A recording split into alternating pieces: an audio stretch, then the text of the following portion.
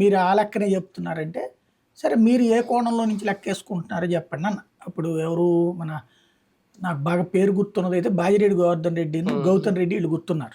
ఎందుకంటే వాళ్ళ ఇంటి దగ్గరే లైవ్ చేసింది. బాజిరెడ్డి గోవర్ధన్ రెడ్డి అప్పుడు ఉమ్మడి రాష్ట్రంగా ఉంది కదా, వైసీపీ తరపున ఇక్కడ ఉన్నాడు అనమాట. ఎమ్మెల్యేగా గెలిచాడు కదా తర్వాత అతను. ఆయన వీళ్ళందరూ కూర్చుని ఉన్నారు అనమాట, 3-4 దాకా.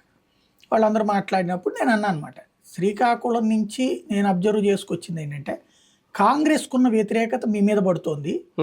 ఎందుకంటే వీళ్ళు ఏమనుకున్నారు, కాంగ్రెస్ వాళ్ళందరినీ చేర్చుకున్నారు. అప్పుడు బొత్స సత్యనారాయణ, ధర్మాన ప్రసాద్ వీళ్ళందరూ కాంగ్రెస్ రాష్ట్రాన్ని విభజించిందన్న కసి వాళ్ళ మీద ఉంది.